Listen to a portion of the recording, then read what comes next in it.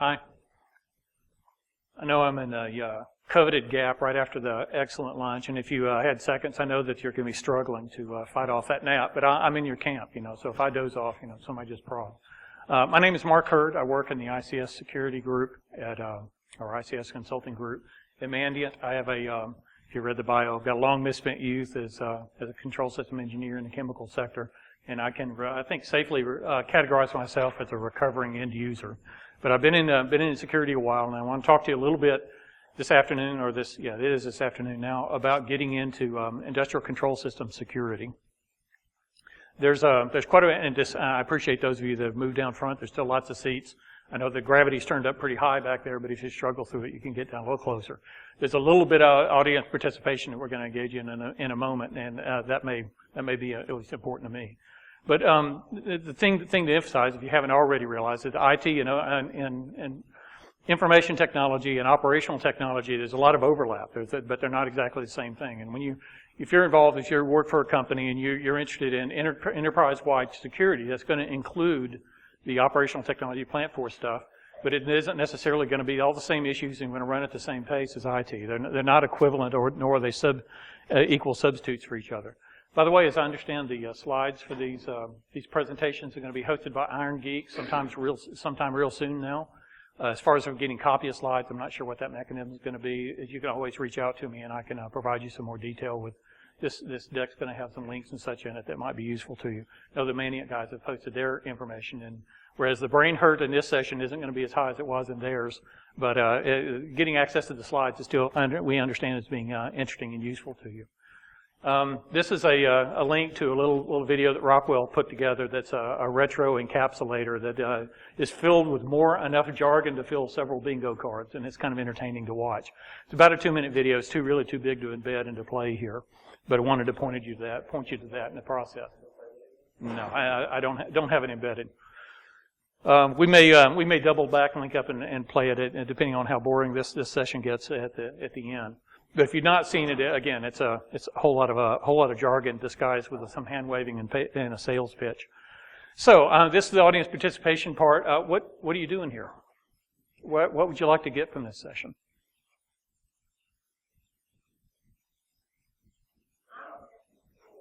Didn't hear from school. I was hoping I was going to ask, are there any Utes present? But it's not age dependent. So if you're here from school, that's fantastic. I was hoping to get folks that were interested in learning about this who were actual students, not just students of life. Any other criteria, something that you don't want to leave here without me saying something about? ICS. What is ICS? We will definitely talk about that.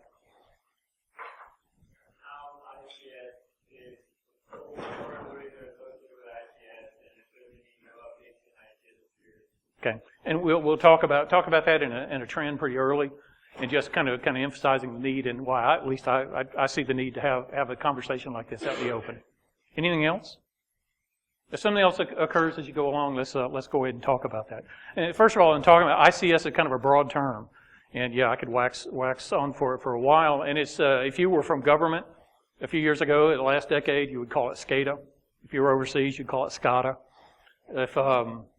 Different people call it different things, and that was one of the initial problems in getting control system security off the ground, is that when you started trying to put together a discussion around security best practices or standards, the guys that had RTUs weren't reading the PLC documents, and they weren't reading the DCS documents, and the people that had DCSs weren't reading the SCADA documents, and all of these are really the same thing. I mean, industrial control systems is kind of the catch-all phrase that has kind of been embraced by the 600-pound gorilla, which is the Department of Homeland Security.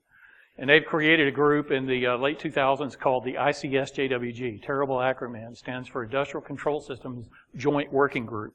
And it's a place to kind of get all of these disparate groups and silos and verticals talking and sharing together.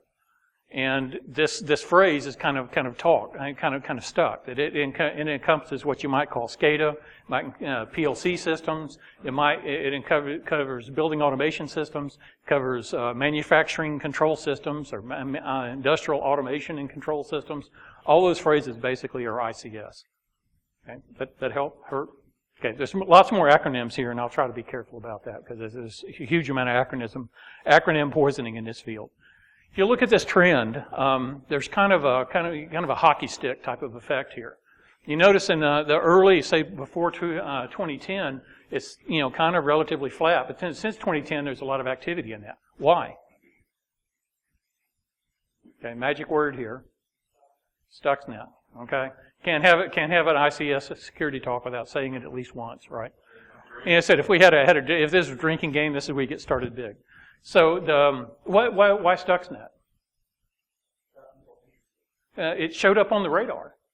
I mean, it was a proof of concept. I mean, it was not beyond a proof of concept. It was an actual successful exploit targeted at an industrial control system, which got a lot of the security researchers interested. I'm using that term as broad as that's hackers.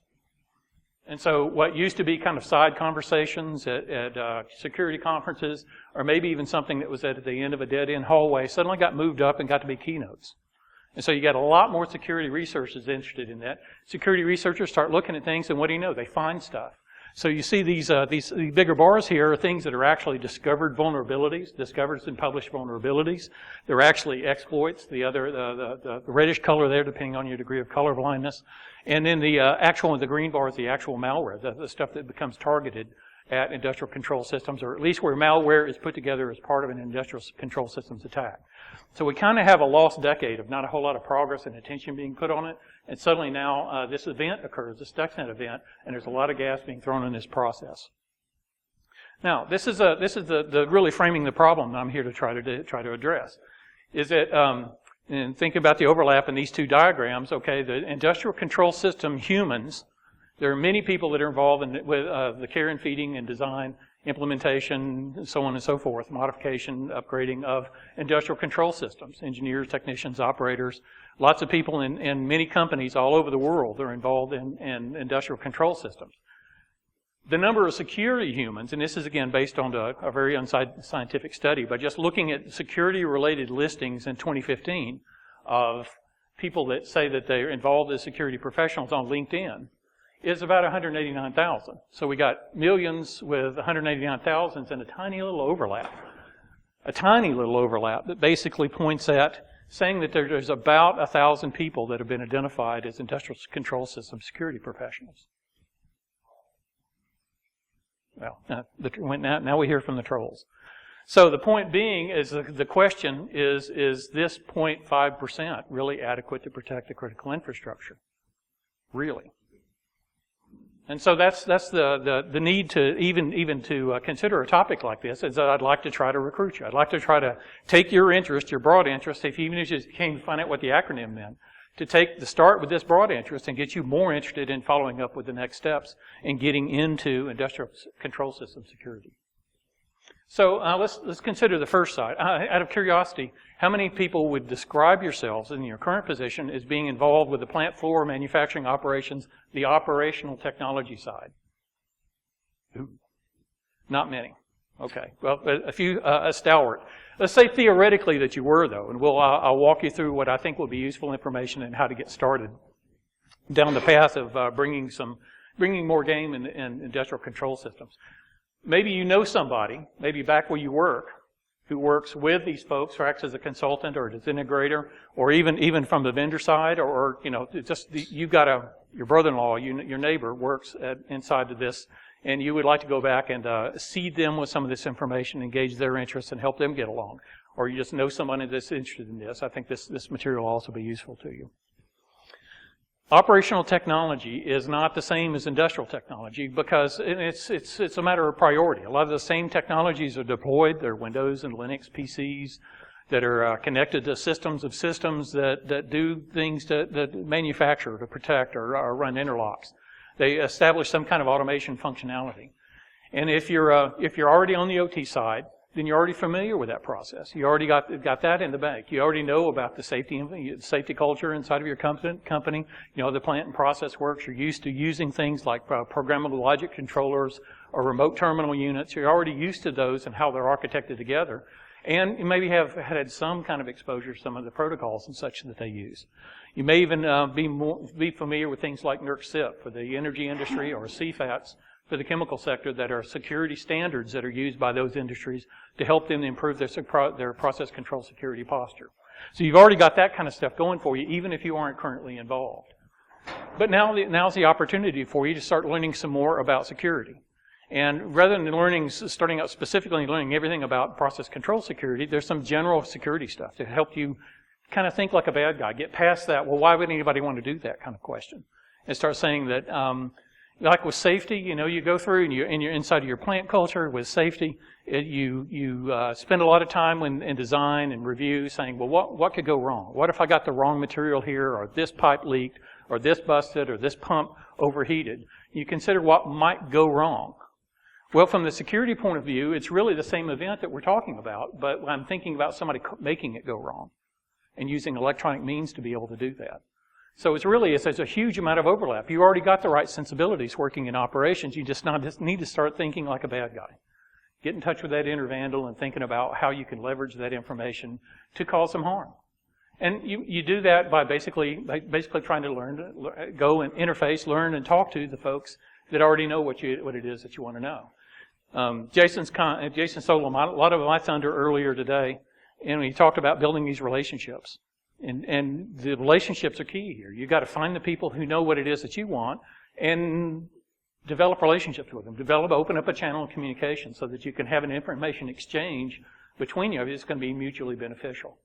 One of the things you need to do, obviously, is go to security conferences like this one, where the subject matter is going to be talked about. You can also there's lots and lots of material that's available online. There's a particular security training that you can go to from folks like SANS and Red Tiger and SCADA Hacker, and of course ICS Cert, which your tax dollars at work is the price is nice. It's free, but you do have to go to Idaho Falls to take so you got a little travel and lodging that's going to be involved. But it's really terrific training.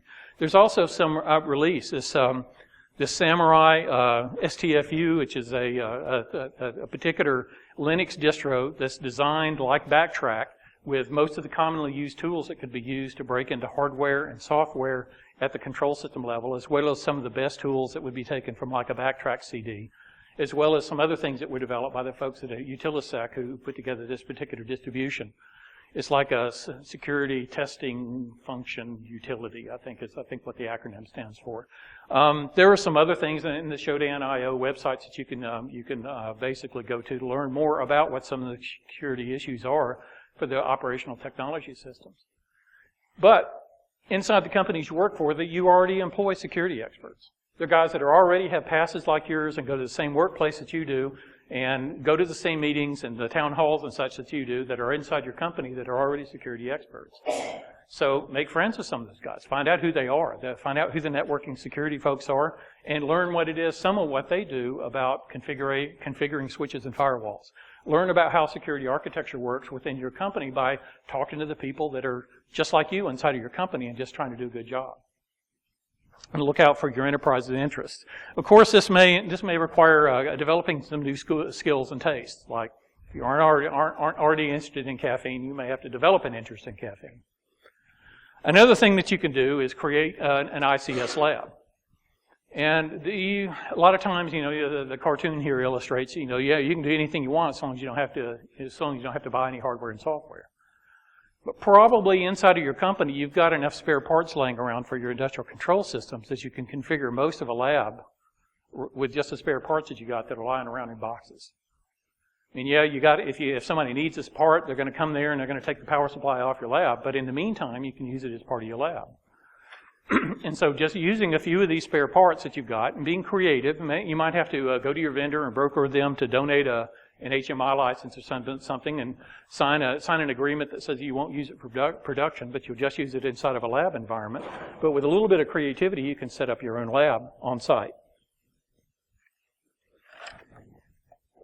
Many companies do this, and I can't recommend it highly enough because it gives you a place to begin learning about how your system behaves under high traffic situations, or what happens when you patch, or what happens when you get some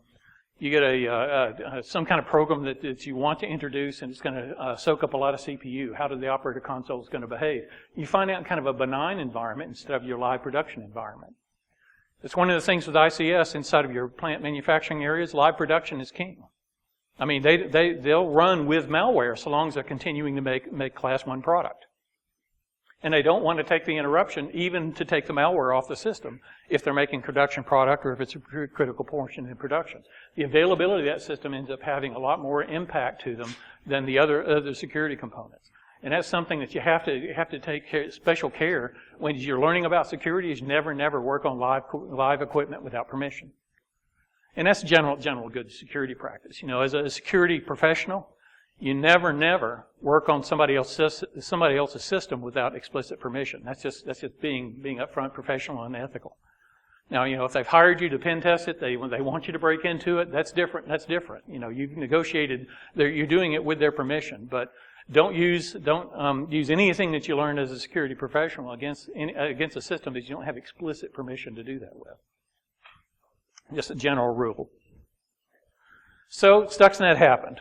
Okay, and I'm not going to talk in detail about Stuxnet because you'd have to have a bucket of cold water to throw on it. But it was an amazing hack, and it as a demonstration of what you could do with extreme amount of inside knowledge at a very targeted attack.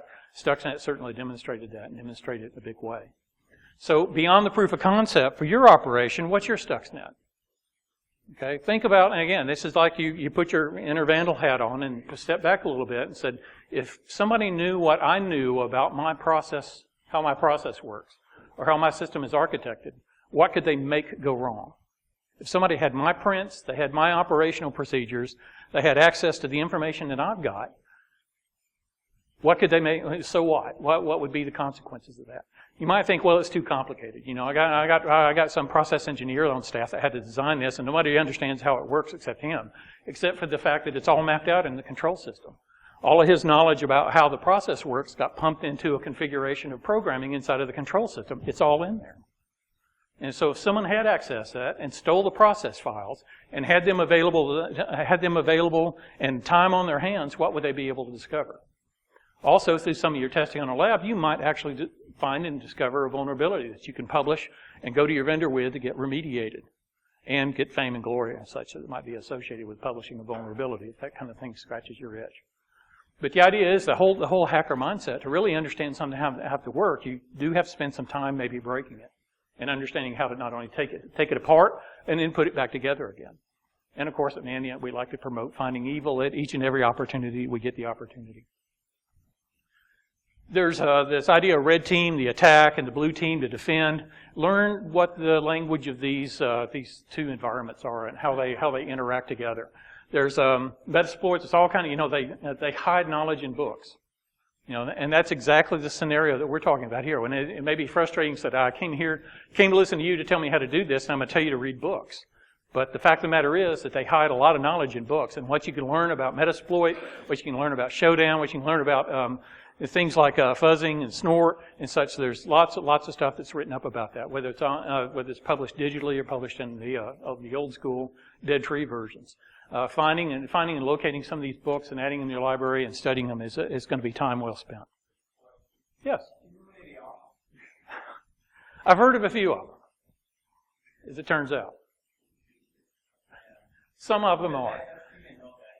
Yeah, I know. He's a world-class troll, I'm told. But no, it's these guys, and you can even at conferences. Another benefit to going to conferences like this, you might actually meet some of these guys that had input into these books or actually were involved and published them. This DFIR, this is something that's relatively new to the process automation, the process control. This digital forensics and incident response. It's well developed inside of the IT. There's a lot of cutting edge development and some pretty good disciplines and tools that have been developed for it.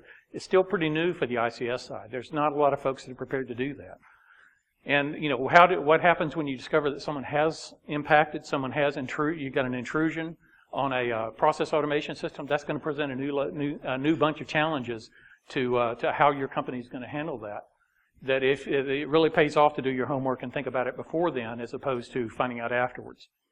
I mean, if your company's relationship with law enforcement, the local law like FBI, isn't in pretty good shape, if somebody from China breaks into your process automation system, you'll have a lot of scrambling to do as you build that relationship up so that you guys can help each other.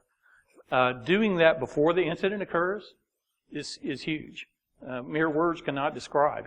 Find out what their capabilities are, find out how they can help you, what their expectations would be for them to help you. If they're counting on you pulling the hard drives and presenting them to them as forensic evidence, well then the first thing you ought to do shouldn't be format the hard drive and restore a backup, because all the forensic evidence disappeared.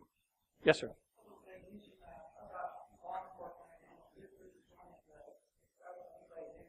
Yeah, I'll plug that a little later on and keep mentally a placeholder right there. But there are groups that you can become involved with as well, and we'll talk about those just a little later on. Let's suppose, as the majority of you probably indicate, that your interest is in information technology or computer science or something from the IT side, and you'd like to go the other direction. You'd like to like to get into industrial control system security, but aren't quite sure where to get started. I can see a lot of nods here, so maybe this is the sweet spot to go to. Well, of course, Google is your friend. But you have to be able to ask good questions to get the information you want. All the information has basically been collected since mankind's been collecting information. It's probably available from Google. But the real payoff is when you ask the right kinds of questions. So you look for things like about the Modbus specification. Modbus is one of these computer protocols that's used down in industrial control systems that all kinds of devices can talk to. And that's one of kind of the Babylon fish, I guess, if you're familiar with the Hitchhiker's Guide. The idea is that, if you can talk this one language, then everybody understands, or basic, I guess, in Federation talk. There's also tons of people of the communities made all sorts of things available on resources like GitHub. If you aren't familiar with Wireshark, that's a good tool to get familiar with, and then go and look for some of the PCAPs, some of the network captures that are online that you can get from places like SANS and S4 and some of these other libraries that you can download and replay those PCAPs through Wireshark and just see what the conversations look like. Okay, the Modbus is one of those protocols that's been encapsulated inside of TCP/IP. So as a TCP/IP packet, it's got all the Ethernet stuff on it, but at its core, it's the same Modbus spec that was developed in the 80s. The payload is still largely in clear text and in exactly the same command formats and such as the old 1200 baud, 8 bits, 8 bit words, one stop bit, no parity that the spec was developed against. There's, of course, scads and scads of YouTube videos and how-tos that have been made available. Tapes or, recordings of presentations like this and such that you could find that are available in a number of different formats. Again, going in and asking specifically for SCADA, control systems, PLC. How it's made is kind of interesting. And they not only talk about the chemistry and the manufacturing processes and such, but they actually give you pictures of some of the environments in which how things are made, so that you can actually learn quite a bit. Again, it's almost accidental getting educated by watching videos. That's kind of an almost futuristic concept, but there's a lot of that information that's freely available to you. If you're on the IT side, and you already got pretty good IT chops, and you may actually have a network at home where you can begin to add to that network by making a little IT network. You can get some things like Raspberry Pi and these Arduinos, little programmable widgets that you can buy either from a lot of different manufacturers or on eBay. You can actually go to eBay and find some PLCs and human-machine interfaces, HMIs. In this particular case, you can find them occasionally, buy them basically by the pound by buying them from eBay. And even seeing some new equipment that's been superseded or left over from a job. That $700 is a lot to spend, but if it's something that you want to learn about, that's not. It's less than you would pay for a security course. And with it, you can download generally the CDs and development tools and such from the manufacturers and learn a lot from just getting one of these things in your environment, down in your basement, where you can begin to play with it a little bit. Many of these things, you get a Raspberry Pi and it comes kind of ready to be loaded with an image or a personality, and you can do some searches, get some things, do some connection. Get some research, do specific research on things like OpenDMP and Modbus to be able to get the personalities that you want to load on the device and have it talk to Modbus protocol and respond to even very simple command line interfaces from a Windows-based laptop. Again, there's a lot of learning, and I can't school you up completely here, but there's a lot of tools that are available that are either open source or even they might be licensed, but they'll run for 10 or 20 minutes at a time. It would be suitable for you to learn what the very basics that you want to become familiar with. Okay, so you know security, you've learned about it, you've self-taught, or you've been in courses or classes, you're at the university, you've maybe gotten a CCNA or some other certification from the ICS side or from the IT side, but you want to learn more about ICS. So you're not really quite there yet. You've learned some of the landscape, you learned some of the terminology, and I'm going to give you the secret to get in behind the closed doors to get the information that you want. Ready? Wait for it. Doughnuts. The universal language of control rooms everywhere. And yes, I mean doughnuts. Don't underestimate the power of a pastry. And this is really, I'm saying this facetiously, but really this is about developing this relationship. If you work for a company and you're in the IT side and the company is manufacturing something, the information you want is already inside the fence. Okay, your company already employs process control system experts. You just need to find them and apply them for information. Now, you can't just drop in and shadow them. You've got to develop a relationship. You've got to show that you're genuinely interested in what it is that you're doing and learning from them. And even offer to tell them to share what you know about your environment with them. Particularly if you're in network or the networking or the portion of IT that actually interfaces with the process control systems, then you've got a real strong basis for you to begin the conversation and develop a relationship. I'm not going to take credit for that. I don't think even Jason did as well. I've been hearing people talking like James Arlen been talking about this for years. That you find somebody who knows what you want, you ply them with pizza or coffee or donuts until they tell you what you want to know. And if they don't know, they'll probably be very, very quick to tell you and give you a pointer to the guy that does. So maybe you're starting with maybe what you think is the lead operator in the control room, but he's not the SCADA admin. He'll quickly point you. He'll tell you what he knows, I think, especially in exchange for some pastries. But he'll point you to the guy that you need to talk to, your SCADA admin, to really start getting the information that you want to know about how the system's architected, where it's simple, where it's hard, what the, why can't you run AV on a PLC? Antivirus software on a PLC. Why can't you apply it? Why don't they patch it every Tuesday when Microsoft patches? You'll begin to find that information from the people that are actually familiar with and closer to the environment. Again, they hide the information in books. And so the manuals may be online. There may be a couple of linear feet of them in a bookshelf in the SCADA admin's office. But the information that you want about how the system is architected, how it works, is generally contained inside of those manuals. So you're going to have to spend some time with those as well. And again, this is assuming that your interest in this is genuine. And I think the guys in the control room can sniff out the fakes. If you're just killing time, you're looking for something, a bullet to put on your accomplishments for the year to fill out your resume, they'll detect that. Okay, their sincerity detectors, their BS detectors are generally pretty good, because they traffic in a lot of it, frankly. But the fact of the matter is, if you want to learn and to help, they're anxious for all the help that they can get. And particularly if it builds them an ally on the other side of the department. And really, that's the kind of solution, the relationships that you want to build anyway. That's your company is counting on you guys to be good stewards of your environment and develop those relationships so that the company can leverage them for success.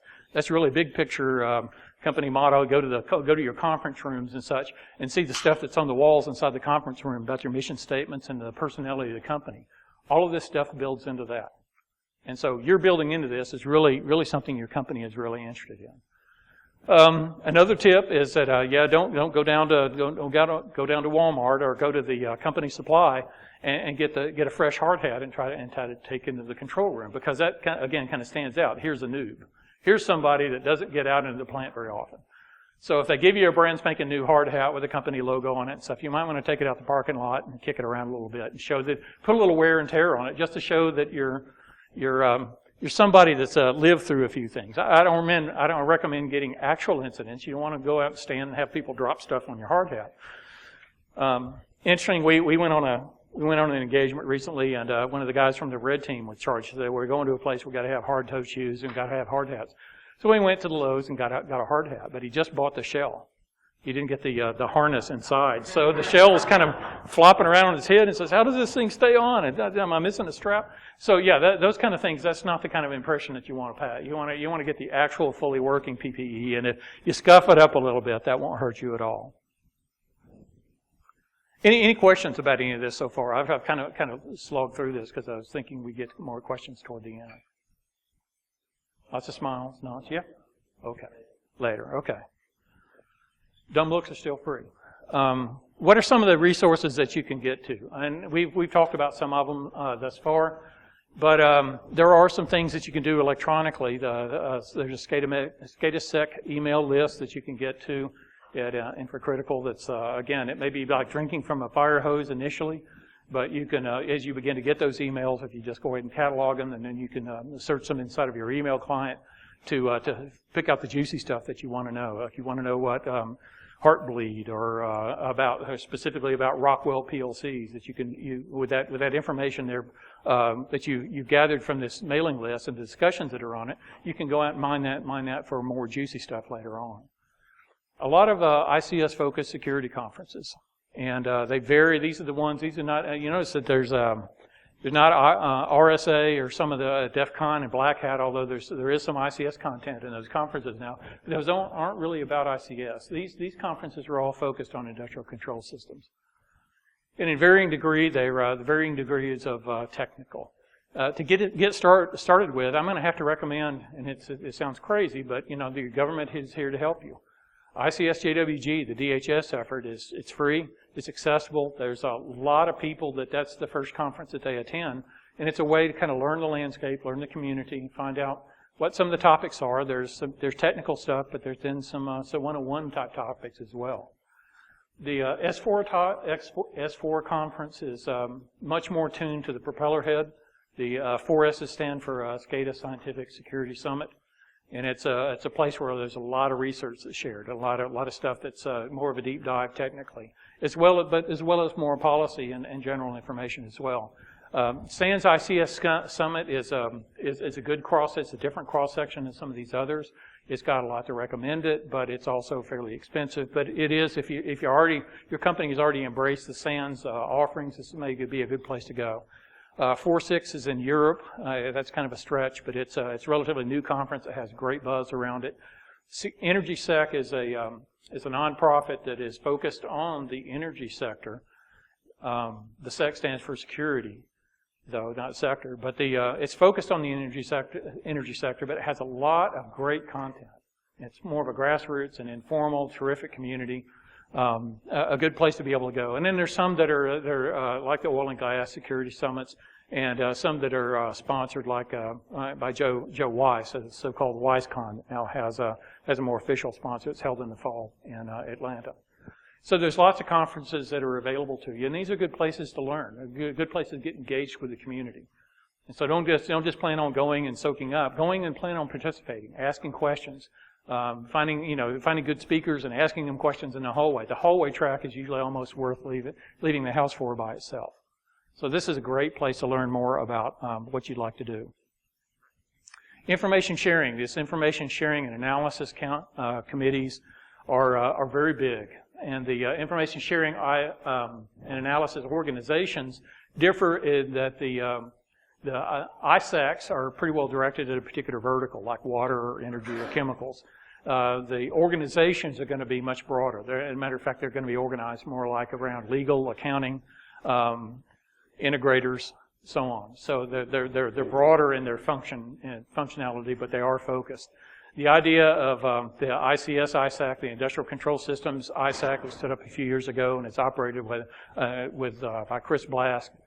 And got a number of participants in it, both end users and vendors, and of course the famed beer ISAC, which goes along with almost any of these conferences in which you get the folks that are talking offline about the same stuff they were talking about online during the conference, and just continuing the conversations over your favorite beverage. And the beer ISAC is kind of a broad nickname. It's not you don't have to like beer. If you don't like beer, they'll still let you in. There's not a blood initiation or a secret handshake or anything. But the idea is it's very informal information sharing that is hugely valuable. Again, the interaction with the community is huge.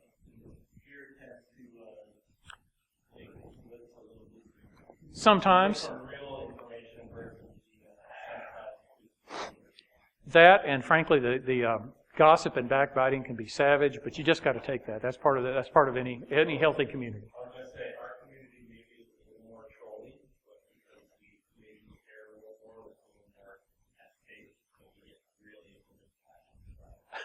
That's true. That's true. And having experienced some of these, like I said, some of the backbitings in the IRC channel, some of the while the conferences are going on, perhaps even now, can be pretty savage. But again, there's a high amount of passion here, and nobody is in it just for the lulz. Nobody's that I know of is just joined up because I have excess snark. The passion here is an evidence of how much people want to care and they want to make a difference. I mean, it really is a Seneconian kind of Captain America shit, but we're really trying to make the world better. We're trying not to live in the state we were, 15 years ago, which is basically the control system industry was pretty content to just continue on in that state.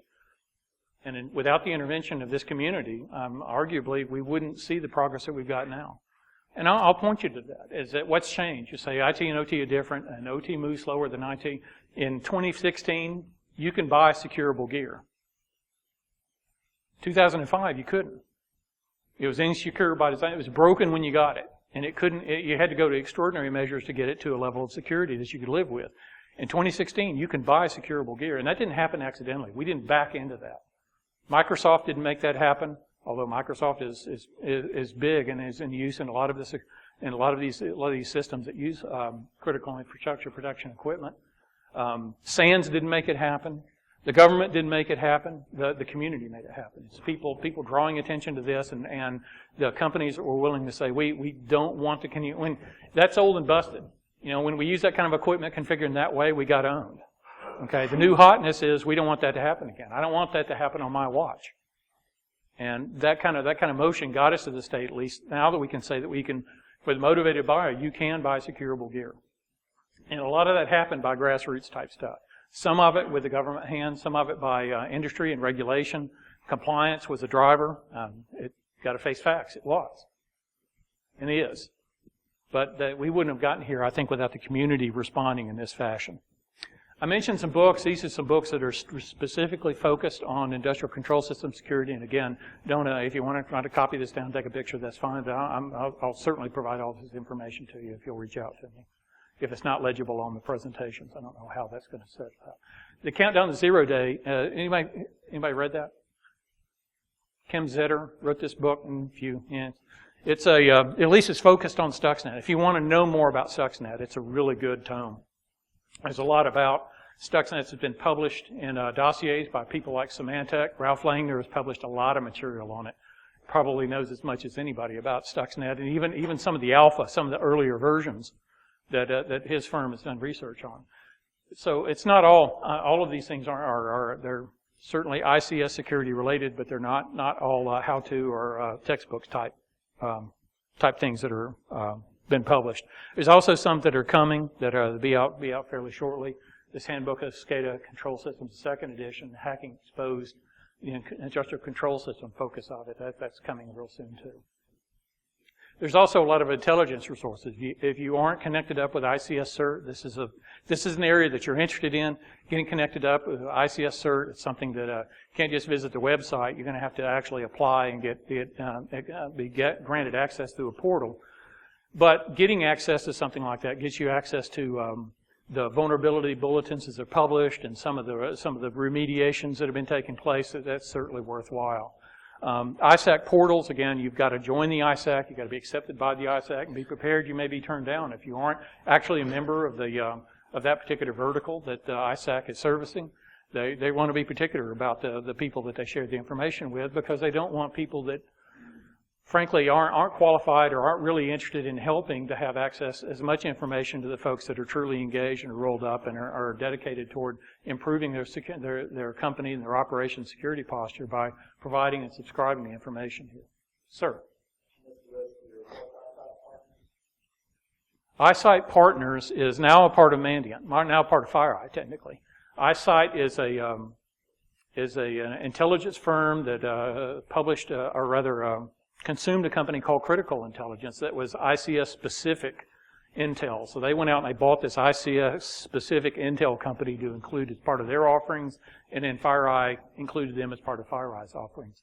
They do publish things that are out in the open. There's several of them that are available. Yes, it is.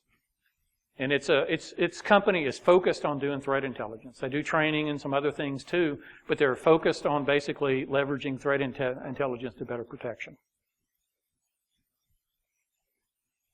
You can go on Twitter and search for those hashtags, ICS and SCADA and PLCs, RTUs, that sort of thing, or even a particular vendor like Honeywell or Rockwell that may be able to point you to some interesting articles and things that are published through those avenues as well. There's of course Google is your friend, but again the onus, the successful Google person is going to get in mine information for Google either by asking very good questions or a lot of trial and error in getting to the good questions. But Google is a tremendous resource in being able to collect information like this. There are, of course, standards published. And if you're interested in ICS security, then going to the standards and best practices that have already been published is a good start. The NIST 800-82, it's currently in its current revision. I think they just underwent a request for public comments, or it was released to the public for feedback to include in the next revision. It has a lot of practices, and if you're involved with any kind of government facility, it may not be a good idea. It's the law. That's the NIST 800 is the way that most of those systems are expected to behave and be governed by. ISA 99 was started in 2002 by a bunch of vendors and end users and academics, basically to say for the Instrumentation Automation Society of America, they have standards that are around safety. They got standards that are around alarm management, standards around flexible batch controls. A lot of standards that they published, and rather than going back to each and every one of those standards and adding a security section, they decided to make an overarching security standard that's ISA 99. And so basically all those other standards would go that have a heading that said security, and under it would say see ISA 99. So this manufacturing control systems, this ICS, this standard is designed to be able to do that. Work is still underway in this standard. It's still developing, and if you're interested in pursuing that, I know the ISA would welcome your participation. They kind of halted a few years ago, and aligned all of the language in the standards to the IEC standard so the standard could be used internationally. And I guess technically, maybe the better title is the second one, the IEC 62443. But I'm old school ISA 99. That's still what I call it, and it is the reference architecture for security inside of process automation systems. NERC SIP is targeted specifically at the energy generation systems or energy delivery systems. Its scope is broadening. It's currently in its 5th revision. And it used to be only if you generated over a certain level, a certain amount that you have to follow into the standards. But they're becoming broader as the time goes on, and they're becoming less of a checkbox sort of standard and more of, are you acting responsibly to take care of your asset? That's the thing with CFATS. CFATS is a chemical facility anti-terrorism standard, and it was designed and DHS was charged by Congress to secure the chemical sector. And this standard is a result of that. ACC and other chemical entities had a lot of input into it. It's a very good standard, but at its core, it's saying, can you demonstrate that you were in control of your process at all times? That's kind of the big overarching question that all the rest of the standard is built around. So there are many others that you can go to, but many of these are available very easily on the internet. You can just simply go and research them and download them and begin learning about what the issues are inside of a particular vertical or even across industrial control systems altogether by looking at those standards. There are, of course, training that's available. ICS CERT, I mentioned, they offer this epic 5-day training course that at the center of it is a live red-blue training. They divide the class into red team and blue team, and you attack an actual plant. They've got an actual plant and a power plant and everything there inside the building. The blue team is charged with keeping it running. The red team is charged with whatever mayhem that they can bring. And it's scored. And so it's a 12-hour long day in which they give you some instruction up to Wednesday, and then Wednesday you spend in this rather terrifying seat of the pants experience that's a red team, blue team exercise. And on Thursday, they do a hot wash, you do a discussion, they explain what happened, you deconstruct everything, and then they provide some supplemental training on the 5th day. It's really completely unique, and I recommend it to you. Again, the cost is right. It's free. You just have to schedule it. and get to Idaho Falls where the facility is. Sir? Pardon? Yes, it does. And they will offer it. Sometimes some people come in and it's just FBI or just law enforcement or just energy or just chemicals or just oil and gas, and they kind of can continue the training like that. But I can't recommend it high enough. ICS vendor training, you can go to get a lot of security training from people like Honeywell and Telvent and ABB and Invensys. There's the SANS ICS 410 and ICS 515. 410 is associated with the certification. And 515 is a so-called active defense, but it's really about doing intel and folding what you can gather from open source intelligence and paid source intelligence into developing and staying ahead of the threat inside of your individual company. There are several smaller companies, boutique-side companies like Red Tiger Security, Lofty Perch, and SCADA Hacker that also offer training of various stripes that you can avail yourself of. The only one that's free up here is the ICS cert one, though. Certification. It's really an emerging field. There's not a lot in the way of certification. It won't hurt you to have a CISSP. There are a good number of practitioners in the industrial control system space that have CISSP. But CISSP really wasn't conceived in thinking about process control systems. And there's really nothing about process control systems specific on that particular certification. It won't hurt you to have it, and in many cases, particularly if you're going to hang out your shingle on your own, it may help you get a bid that you normally might not be considered for if you've got CISSP associated with you. It's kind of like there's not a professional engineering license for security, but then everyone's not an engineer. There are going to be practitioners inside of the industrial control system space that aren't engineers, that came on as SATA admins or lead engineers or came over from the IT side. There's a recent certification. It's a global information industrial control system security professional, GICSP. It was developed by GIAC. The training courses is the ICS 410 class that SANS offers that ensures that IT practitioners know the basics of ICS and the ICS people know the basics of security.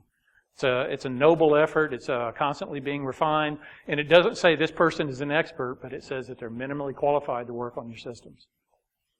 That said, I'm going to encourage you to go ahead and look into that if you'd like to learn more about this and bring more game to your ICS knowledge.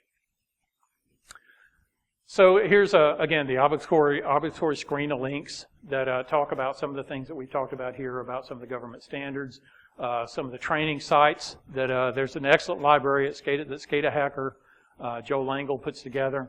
There's lots of like the emailing list and the different publications that you can follow, and of course it's constantly changing.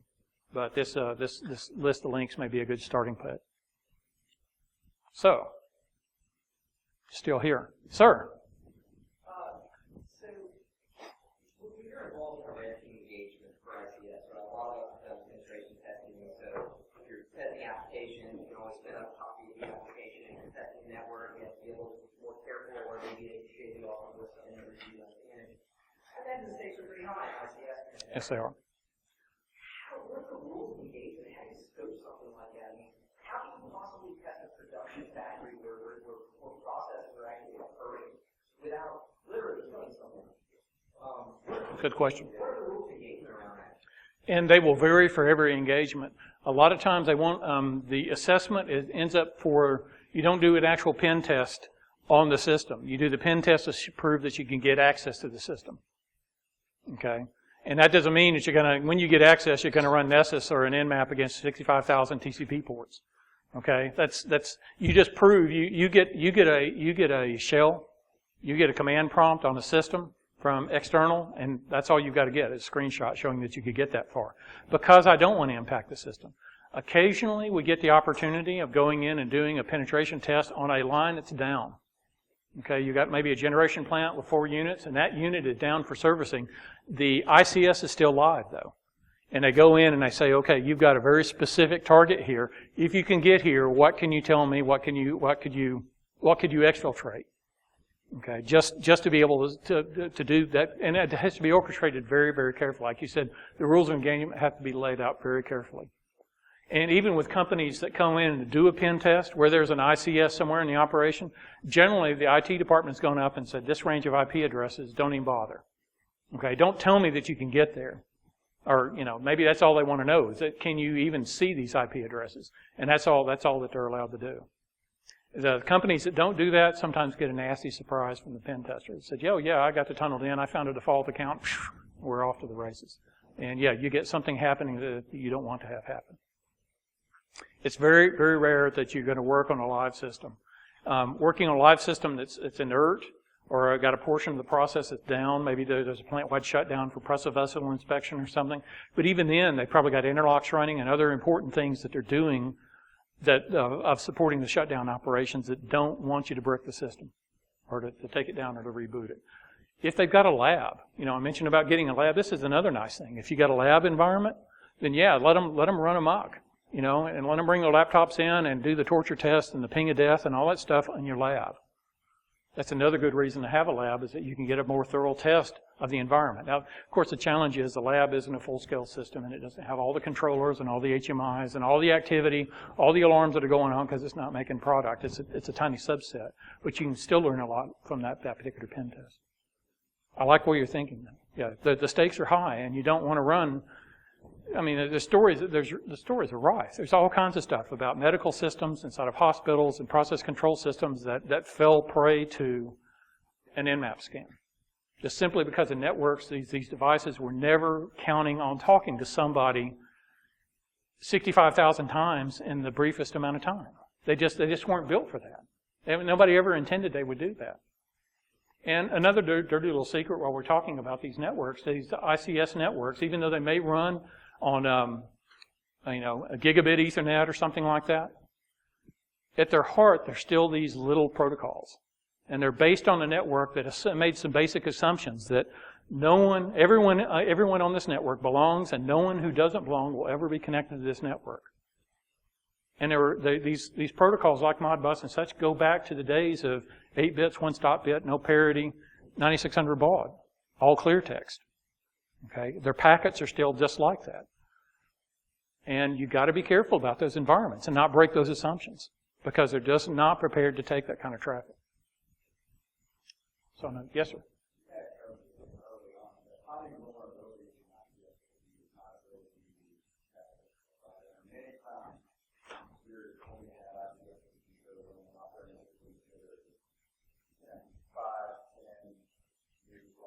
That are very plainly EOL.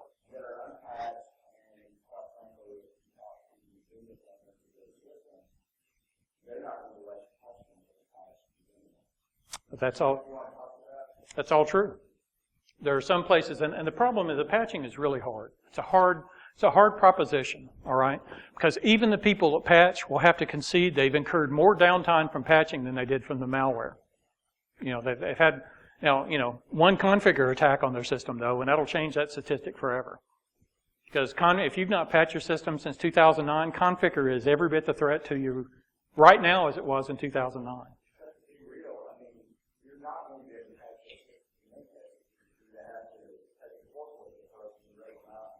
You could. And there are, just because you're running Windows XP Service Pack 2 as it was shipped, doesn't mean that you can't patch the system. You may not be able to patch it while it's running. You may have to go to your vendor and get a point release or something like that has all the patches rolled up in it, but you can take a shutdown. And all of these systems, they run for long periods of time, but none of them, they'll tell you they need to be up 100% of the time, or, 5 nines, 99.999. But even that's going to give you a window of a day or so per year that you could apply patches. The I can't patch scenario is a hard one to defend, because the patches, after all, fix problems. Okay? Some of them exist to prevent an exploit, but some of them exist to prevent a divide by zero. And you're just one bad programming stroke away from crashing your system by yourself. So fixing problems due to, not patching because I don't want to incur the downtime, is getting tougher and tougher to withhold. But you're right. There were a lot of recalcitrance on behalf of the operating technology environment. I didn't need to patch the wall full of instruments that I replaced with a digital control system. I didn't need any stinking patches in. Why do I need them now? There's a lot of that mindset that's still around, but frankly, The run till it rusts doesn't work with computers very well. Fact of the matter is, it's a moving target. You're constantly dealing with the fact that software, face it, Redmond will tell you, Microsoft Windows is patched. If you're running unpatched Windows, I don't know what you're running. It's something Windows-ish, but it's not really Windows. Yeah, I know it says Windows on it when you boot it up, but if you're not patching it, it's not Windows. And Redmond will tell you that. And when the manufacturer tells you should stop running something like IE version 6, you should probably listen. When Symantec tells you, we're giving away PC Anywhere version 13 because, all the other ones are old and busted, and you should not have run them, and they're giving you away the current version, you should probably pay attention. And so the run till it's rust mentality, I just don't think is going to travel into this decade and beyond. Sir? You're aware of this, like the reason organizations are on IE6 is because the vendors is that human version of the crowd that work for our product. So how do you get the vendors to change that? Really, really hard. And respectfully, this is hard. Respectfully though, you got to think about this in at a broader term. Okay? Yeah, you put the system in planning to run for 30 years, 20, 30 years. Now, that's not actually working out too well. Matter of fact, keeping the hardware that you bought in 2004 running right now, it's kind of a challenge. A lot of that stuff, if you were to power it off, might not power back on. It's been running continuously since 2004, but it's, one power cycle away from being landfilled. And the viability of being able to do that is somewhat difficult. In this day and age, again, you can buy securable equipment in this day and age for ICS. That doesn't mean that you're not going to. And one of the great frustrations for us as security practitioners is people using 2016 dollars to buy 2005 technology. They're willfully and deliberately buying the old and busted stuff because it's what they've already got. And when they can't, the manufacturer doesn't make it anymore, they go to eBay and the junk dealers to buy up all the spares. The forklift upgrade is a real problem that you described, but there's a lot of room between patching never and forklift. And what we're trying to get people to do is get off of that one position and start migrating toward the other by picking strategic security architectures and making evergreen programs, working with the vendors that will work with them. And frankly, if your vendor won't let you patch, they won't let you upgrade, respectfully, you should probably be looking at other vendors. The fight, the world's shortest motivational speech? I'm actively seeking your replacement. You got to be willing to say that and mean it to get some traction here. Another question. How much commodity technology equipment do you see in here versus the industrial components and stuff like that? Like you see flaps, you see, big Cisco switches. Like how much commodity stuff do you see versus the specialized stuff? Frankly, even most of the modern, you take some of the hot off the shelf stuff that you could buy in 2016, the latest versions of people's like Honeywell and Invencis, their control system, not down to the controllers, but at the HMI, the engineering workstation, and the servers, they look an awful lot like IT networks. They use Cisco switch fabrics. They use Windows and Red Hat Linux Enterprise. They look a lot like the same kind of gear that IT is. It just doesn't fall into the same domains. It doesn't fall under the same care and feeding.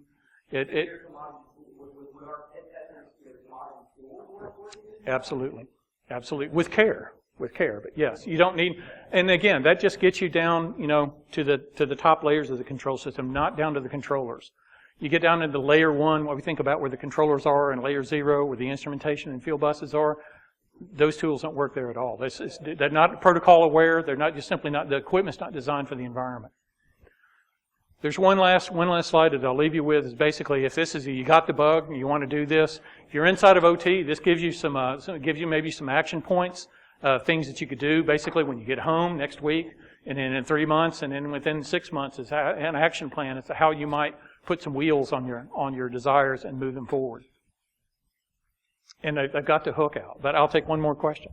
So, let's say you have a person who's currently, they're working in some sort of like right? They're kind of jack of all trades. So they can already at all security level, actually security field. They're not really in a place that is really making motivation. They're not really motivated to secure anything. Like, worst case scenario is all that bad.